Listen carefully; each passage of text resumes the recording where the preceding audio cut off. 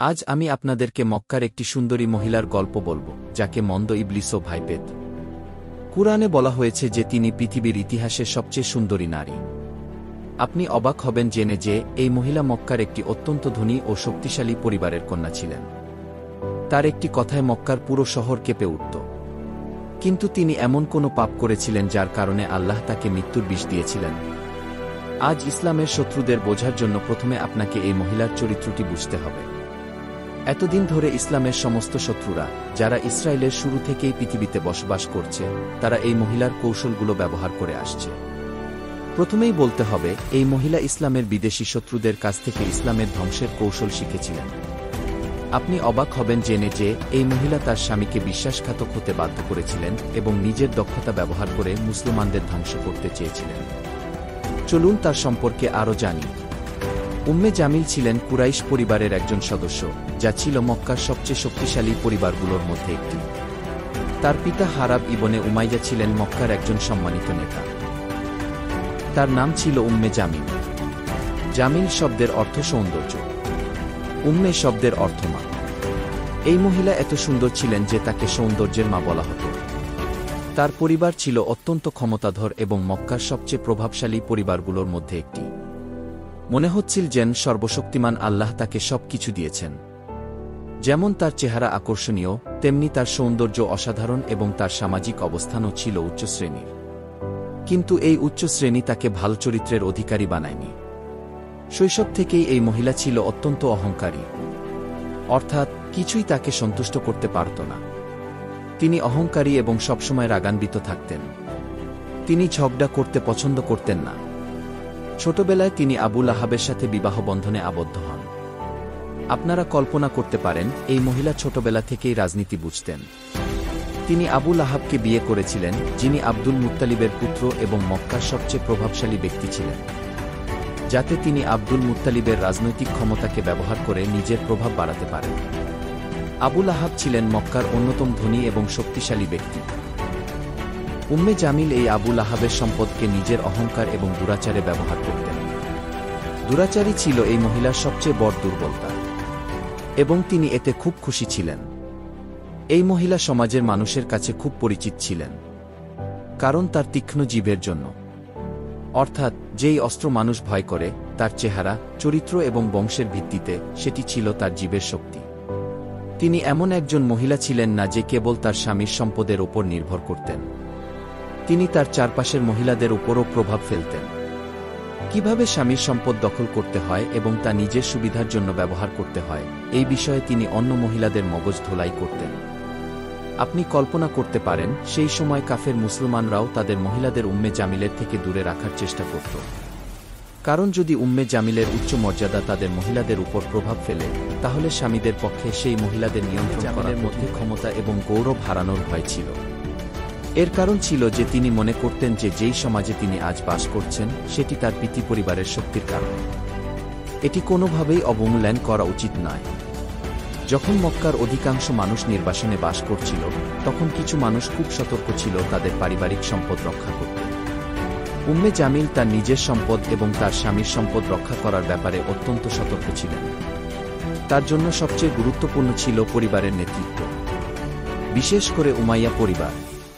কিন্তু একদিন মক্কায় একজন বিশ্বাসীর কথা শোনা গেল, আর তিনি হলেন মুহাম্মদ রাসূলুল্লাহ সাল্লাল্লাহু আলাইহি ওয়াসাল্লাম, যিনি গত ৪০ বছরে সকল মানুষের প্রিয় ছিলেন। একজন ব্যক্তি নম্র নম্র নম্র নম্র সবার মধ্যে সর্বশ্রেষ্ঠ, সবার মধ্যে সর্বশ্রেষ্ঠ, হঠাৎ একটি আশ্চর্যজনক বক্তব্য দিলেন। তিনি বললেন যে পৃথিবীর মুখে সবচেয়ে শক্তিশালী এবং ক্ষমতাশালী অস্ত্র হল উম্মে জামিলের জিহ্বা। আল্লাহ তাকে বর্তমান এবং ভবিষ্যতের জ্ঞান দিয়েছেন। তিনি এই সমস্ত ভাষা ইসলামের বিরুদ্ধে ব্যবহার করেছেন।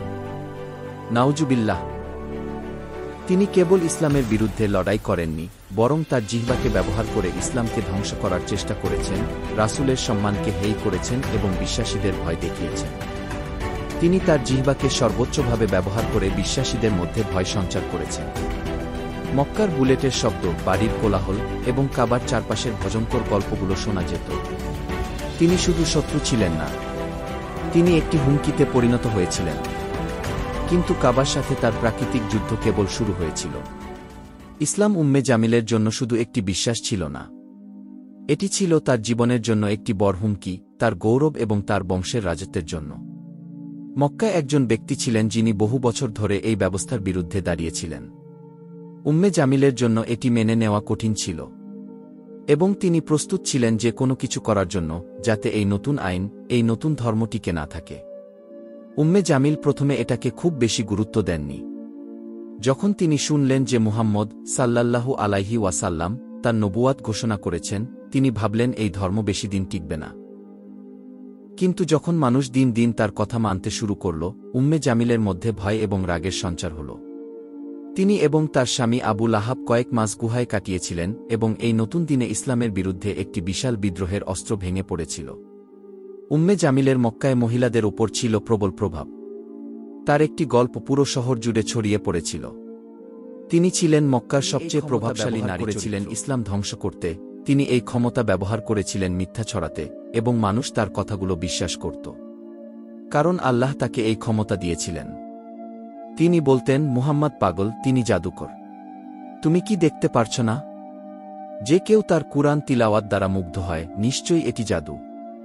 তিনি মানুষকে সতর্ক করে বলতেন, তিনি একজন মিথ্যাবাদী, তিনি মক্কার শান্তি এবং সম্প্রীতি ধ্বংস করছেন। প্রিয় নবী মুহাম্মদ সাল্লাল্লাহু আলাইহি ওয়াসাল্লামকে অপমান করার জন্য এই মহিলা উঠে দাঁড়িয়ে আবৃত্তি করতেন। এটি যেন কেউ প্রতি ঘণ্টায় তাকে স্বর্ণমুদ্রা দিচ্ছিল। আর এই মহিলা আল্লাহর রাসূলের সম্মানের জন্য পৃথিবীর সবচেয়ে মন্দ পদ্ধতি ব্যবহার করেছিলেন। একদিন মক্কার বাজারে তিনি মানুষের দিকে চিৎকার করে বলেছিলেন, মুহাম্মদ তার নিজের পরিবারকে ক্ষতি করছেন। অর্থাৎ এই মহিলা আল্লাহর রাসূলের আদর্শকে প্রশ্নবিদ্ধ করার চেষ্টা করেছিলেন। তবে সত্যটি ছিল এর বিপরীত। মুহাম্মদ সাল্লাল্লাহু আলাইহি ওয়াসাল্লাম ছিলেন মক্কার সবচেয়ে সৎ এবং বিশ্বস্ত মানুষ। উম্মে জামিল তার সত্যতা ব্যবহার করে তার সম্মান নষ্ট করার চেষ্টা করেছিলেন। উম্মে জামিলের সবচেয়ে বড় শত্রু ছিলেন খাদিজা রাই। আপনি জানেন, মা খাদিজা রাই, আল্লাহ তার আত্মাকে শান্তি দিন, ছিলেন আল্লাহর রাসূলের প্রথম স্ত্রী। তিনি পৃথিবীর সবচেয়ে পবিত্র নারীদের একজন ছিলেন। তিনি মক্কার সবচেয়ে সম্মানিত নারীদের একজন ছিলেন, এবং তিনি মুহাম্মদ সাল্লাল্লাহু আলাইহি ওয়াসাল্লাম এর সবচেয়ে শক্তিশালী সমর্থক ছিলেন। এছাড়াও একজন মহিলা হিসেবে খাদিজা রাই এর অনেক সম্পদ ছিল, যা ইসলামের একটি প্রতীক ছিল। উম্মে জামিল খাদিজার প্রতি গভীর ঈর্ষান্বিত ছিলেন। উম্মে জামিলের সৌন্দর্য, তার রূপ এবং যৌবন খাদিজার তুলনায় কম ছিল না। কিন্তু খাদিজার ব্যক্তিত্ব, সম্পদ, ব্যবসায়িক সাফল্য এবং মানুষের প্রতি সম্মান উম্মে জামিলের ঈর্ষার কারণ ছিল। তিনি খাদিজাকে এতটাই অপমান করতেন যে তিনি মক্কার নারীদের খাদিজার বিরুদ্ধে বিদ্রোহ করতে প্ররোচিত করতেন এবং তাকে ধ্বংস করার চেষ্টা করতেন। তবুও এটি বড় কিছু ছিল না, কারণ মক্কার নারীরা খাদিজাকে হৃদয় থেকে ভালোবাসতেন। কিন্তু কেন তিনি কিছুই করেননি? খাদিজা রাই, আল্লাহ তার আত্মাকে শান্তি দিন, তার শান্তিপূর্ণ এবং সম্মানজনক আচরণের মাধ্যমে সবাইকে উপেক্ষা করতেন। এই কারণেই উম্মে জামিল খাদিজাকে অভিশাপ দিতেন এবং ইসলামের বিরুদ্ধে তাকে সমালোচনা করতেন। শুধু তাই নয়, যেসব নারীদের সাথে খাদিজার মা ব্যবসার জন্য দেখা করতেন, উম্মে জামিল সেই নারীদের কাছে গিয়ে তাদের হুমকি দিতেন। তিনি বলতেন, যদি তুমি তার সাথে দেখা করতে থাকো, তাহলে আমরা তোমাকে সমাজ থেকে বিচ্ছিন্ন করব। কিন্তু খাদিজা রাই, আল্লাহ তার আত্মাকে শান্তি দিন, এই সমস্ত মিথ্যা সাহস এবং ধৈর্যের সাথে মোকাবিলা করেছিলেন। এদিকে পৃথিবীর সর্বশ্রেষ্ঠ মানুষের প্রতি এত ভালোবাসা ছিল, যা উম্মে জামিলের রাগের চেয়ে শতগুণ বেশি ছিল। উম্মে জামিল কেবল নীরব ছিলেন না, প্রকৃতপক্ষে তিনি ইসলামের বিস্তার বন্ধ করার চেষ্টা করছিলেন। তিনি নতুন মুসলমানদের ভয়ের কল্পনা করতেন, যাতে তারা ইসলামে প্রবেশ করতে বাধ্য হয়। তিনি কুরাইশ নেতাদের উৎসাহিত করতেন মুসলমানদের সংখ্যা কমাতে। নবী মুহাম্মদ সাল্লাল্লাহু আলাইহি ওয়াসাল্লাম এর পথে পাথর রেখে দিতেন, যাতে তিনি মানুষকে উৎসাহিত করতে পারেন মুসলমানদের ব্যবসা এবং সামাজিক জীবন থেকে। মুহাম্মদ সাল্লাল্লাহু আলাইহি ওয়াসাল্লাম কাবার কাছে নামাজ পড়ছিলেন। আবু লাহাব এবং উম্মে জামিল তাদের লোকদের আদেশ দেন, যাতে তারা নবীর উপর আক্রমণ করে এবং তার অনুসারীদের। কিন্তু যতই তারা চেষ্টা করুক, মুসলমানদের সংখ্যা দিন দিন বাড়তে থাকল। এতে উম্মে জামিল আরও বেশি রেগে গেলেন। মিথ্যা এবং অপমান ছড়ানোর পদ্ধতিটি তার আর পছন্দ হচ্ছিল না। তিনি নবী মুহাম্মদ সাল্লাল্লাহু আলাইহি ওয়াসাল্লাম কে হত্যার কল্পনা করতে শুরু করলেন। আবু লাহাব এবং উম্মে জামিল যতই ইসলামের বিস্তার রোধ করার চেষ্টা করছিলেন ততই মুসলমানদের বিরুদ্ধে নিষ্ঠুর আচরণ করছিলেন। কিন্তু তারা যতই চেষ্টা করুক, আল্লাহর সত্য সর্বদা বিজয়ী হবে। সূরা লাহাব ছিল একটি স্পষ্ট সতর্কবার্তা আল্লাহর পক্ষ থেকে আবু লাহাব এবং তার স্ত্রীর প্রতি। যখন এই সূরা অবতীর্ণ হল, তখন উম্মে জামিল এবং আবু লাহাবের ভাগ্য নির্ধারিত হয়ে গেল। একদিন নবী মুহাম্মদ সাল্লাল্লাহু আলাইহি ওয়াসাল্লাম একটি পরিষ্কার পাহাড়ে দাঁড়িয়ে কুরাইশদের ডাকলেন এবং বললেন, হে কুরাইশ সম্প্রদায়, যদি আমি তোমাদের বলি যে এই পাহাড়ের পেছনে একজন মহিলা আছে যে তোমাদের আক্রমণ করার জন্য প্রস্তুত, তবে কি তোমরা আমার কথা বিশ্বাস করবে? সেখানে উপস্থিত সবাই বলল, হ্যাঁ, আমরা অবশ্যই তোমাকে বিশ্বাস করব, কারণ তুমি কখনো মিথ্যা বলনি গি।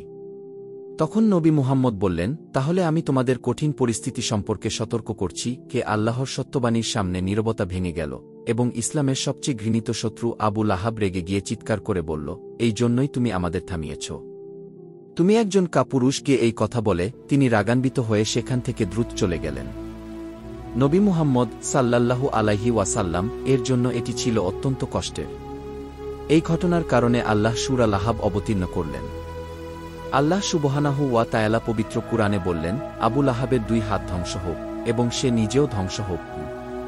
তার ধনসম্পদ এবং যা সে সারা জীবন সংগ্রহ করেছে তা তার কোনো কাজে আসবে না। সে শীঘ্রই লেলিহান আগুনে প্রবেশ করবে এবং তার স্ত্রীও সেই আগুনের বোঝা বহন করবে। তার গলায় শক্ত দড়ি থাকবে। সূরা লাহাব। এই সূরায় আবু লাহাব এবং উম্মে জামিলের ভয়াবহ পরিণতি ঘোষণা করা হয়েছে। সবচেয়ে গুরুত্বপূর্ণ বিষয় ছিল যে আগুনের বোঝা তাদের উপর থেকে সরানো হবে না।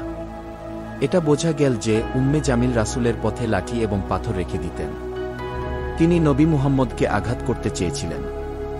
একই সময়ে আল্লাহ এবং রাসূল বারবার বসেছিলেন। পবিত্র কুরআনের বাণী সেই সময়ের কাফেরদের বিরুদ্ধে বলছিলেন, এই মন্দ প্রকৃতির মহিলার বিরুদ্ধে। আপনি জানেন, এই সূরা অবতীর্ণ হওয়ার পর কেবল মুসলমানরাই নয়, মক্কার কাফেররাও আবু লাহাব এবং তার স্ত্রীর দিকে অত্যন্ত খারাপ দৃষ্টিতে তাকাতে শুরু করল। কারণ কুরআনের বাণী এতটাই শক্তিশালী ছিল যে ব্যক্তি তার ব্যক্তিগত জীবনে আবু লাহাব এবং তার স্ত্রীকে চিনত, কিন্তু একই সময়ে তার ধ্বংসের কথা জানত। যাই হোক, এই সূরা তাদের জন্য একটি মৃত্যুদণ্ড ছিল। এখন মক্কার মানুষ সূরার অবতীর্ণ হওয়ার পর থেকে আবু লাহাব এবং তার স্ত্রী সম্পর্কে আলোচনা করতে শুরু করল, তাদের মাথা নিচু করে পবিত্র কুরআনের আলোকে। যখন কুরাইশ নেতারা বিদ্রোহ করতে শুরু করল, তখন উম্মে জামিল একটি লাঠি এবং পাথর নিয়ে পরদিন নবী মুহাম্মদ সাল্লাল্লাহু আলাইহি ওয়াসাল্লাম এর কাছে গেলেন তাকে হত্যা করার জন্য। তিনি বললেন, আজ যদি আমি মারা যাই তবুও মুহাম্মদ হারামে গেলে তুমি ভাবলে সেখানে নবী মুহাম্মদ সাল্লাল্লাহু আলাইহি ওয়াসাল্লাম কে পাব? যেখানে আল্লাহর রাসূল বসেছিলেন তিনি সেখানে গেলেন এবং আবু বকরের সাথে দেখা করলেন। আবু বকরের সামনে তিনি বললেন, মুহাম্মদ সাল্লাল্লাহু আলাইহি ওয়াসাল্লাম, তোমার বন্ধু কোথায়? আমি এসেছি তাকে শেষ করতে, এই পাথর দিয়ে তার মাথায় গু। তার ভুয়া জাদু দিয়ে সে আমাদের শরীরে বিভ্রান্তি সৃষ্টি করছে। সেই ধাঁধার কারণেই হযরত আবু বকর তার কাছে আসলেন। তখন হযরত আবু বকর তার পাশে দাঁড়িয়ে উম্মে জামিলের দিকে তাকাচ্ছিলেন।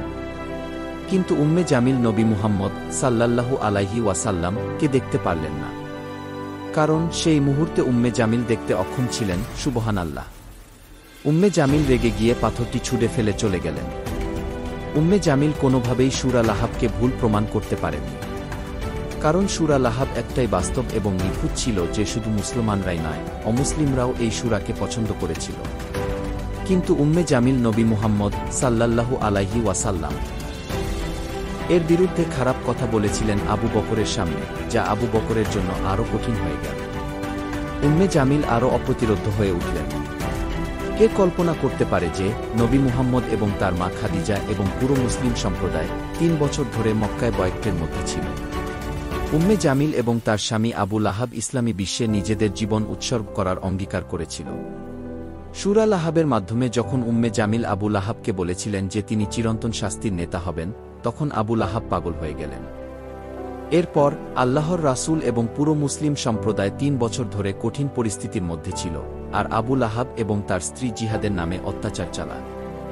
ফলস্বরূপ আল্লাহর রাসূল সাল্লাল্লাহু আলাইহি ওয়াসাল্লাম এতটাই কষ্ট পেয়েছিলেন যে 3 বছরের মধ্যেই আবু লাহাবের শরীরে একটি ভয়ঙ্কর এবং মারাত্মক রোগ দেখা দিল। ইতিহাসবিদরা বলেন সেই সময় এই রোগ এতটাই বিপজ্জনক ছিল যে এর কারণে কেউ তার কাছে আসতে সাহস করত না। এমনকি কুরাইশের লোকেরা তাকে প্রশংসাও করত।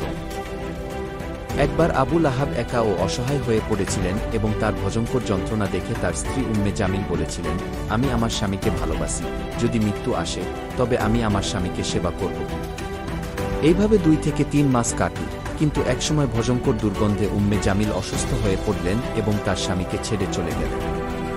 উম্মে জামিলের মৃত্যুর 2 দিন আগে আবু লাহাবের মৃতদেহ ধীরে ধীরে মৃত্যুর দিকে ঝুঁকতে শুরু করল এবং তার মৃত্যুর 6 ঘণ্টার মধ্যে তার দেহ থেকে ভয়ঙ্কর দুর্গন্ধ বের হল। কেউ তাকে দাফন করতে চাইল না। তখন উম্মে জামিল কিছু স্বর্ণমুদ্রা দিয়ে গরিব মানুষদের বললেন, খনন কর এবং তার মৃতদেহ বহন করো। তারপর সেই মৃতদেহ ফেলে দিল এবং দূর থেকে পাথর নিক্ষেপ করল। এইভাবে এই পৃথিবীতে আবু লাহাবের মৃত্যু এবং অহংকার একটি ভয়ঙ্কর ঘটনা হয়ে দাঁড়াল। আবু লাহাবের মৃত্যুর পর উম্মে জামিল খুব একাকী হয়ে পড়লেন। সেই শক্তিশালী অহংকারী মহিলা, যিনি ভাবতেন সবকিছু তার নিয়ন্ত্রণে আছে, তিনি হঠাৎ দুর্বল এবং অসহায় হয়ে গেলেন। মক্কার লোকেরা তার দিকে ফিসফিস করে বলতে লাগল যে সূরা লাহাবের গল্প সত্যি হয়ে গেছে। আল্লাহর অভিশাপ তার এবং তার স্বামীর ওপর নেমে এসেছে। কিন্তু উম্মে জামিল তার ভাগ্য মেনে নিতে রাজি বেড়াতেন এবং মুসলমানদের বিরুদ্ধে অভিযোগ করতেন। কিন্তু সময়ের সাথে সাথে তার মন পরিবর্তন হতে শুরু করল। হঠাৎ করে তিনি পাগল হয়ে গেলেন। ইতিহাস অনুযায়ী তার মৃত্যু ছিল একটি ভয়ঙ্কর ঘটনা। আসলে মক্কায় আবু লাহাবের সামনে যে পাথরটি তিনি নিয়েছিলেন সেটি ছুঁড়ে ফেলে চলে গিয়েছিলেন। সেই পাথরটি কেউ কখনো সেই স্থান থেকে সরায়নি। যখন আবু লাহাবের স্ত্রী মানসিক সমস্যায় ভুগছিলেন, তিনি বারবার আত্মহত্যার চেষ্টা করছিলেন। তার জন্য কোনো শান্তি ছিল না। একজন পাগল মহিলার মতো তিনি বিভিন্ন স্থানে ঘুরে বেড়াতেন, গাছের সাথে, পাথরের সাথে, এবং তিনি তার মাথায় আঘাত করতেন। কিছু মানুষ বলে একদিন তিনি একটি স্বপ্ন দেখলেন যে একটি বিশেষ পাথর আছে এবং যদি তিনি তার মাথায় আঘাত করেন তাহলে তার মানসিক অস্থিরতা এবং মাথার যন্ত্রণা দূর হবে। এরপর স্বপ্নে দেখানো পথে তিনি সেই পাথরটি খুঁজতে দীর্ঘ সময় ধরে ঘুরে বেড়াতে লাগলেন। সেই পাথর ছিল সেই পাথর যেটি আল্লাহ রাসূল সাল্লাল্লাহু আলাইহি ওয়াসাল্লাম ব্যবহার করেছিলেন। এরপর সেই পাথর দিয়ে তিনি তার মাথায় আঘাত করতে লাগলেন যেন তার মাথা ঠিক হয়ে যায়। কিন্তু সেই একটি আঘাতই হয়ে গেল সর্বনাশের কারণ। ধারণা করা হয় আবু লাহাব ছিল ইসলামের সবচেয়ে বড় শত্রুদের একজন। কিন্তু শেষ পর্যন্ত কেউ তাদের আল্লাহর শক্তি এবং অহংকার থেকে রক্ষা করতে পারেনি। তাদের শেষ গন্তব্য ছিল অপমান, অত্যাচার এবং যন্ত্রণা। তাদের গন্তব্য ছিল শুধু তাদের জন্য নয়, বরং সমস্ত অবিশ্বাসী এবং অত্যাচারীদের জন্য একটি শিক্ষা। মনে রেখো, আজ এই জমিনের গভীরে যারা ফিলিস্তিনের ভূমিতে অসহায় অবস্থায় পড়ে আছে, তাদের উপর শক্তিশালী বৃষ্টিপাত হচ্ছে এবং তাদের দেহ আকাশে উড়ে যাচ্ছে। একদিন তাদের গন্তব্য হবে এই জমি।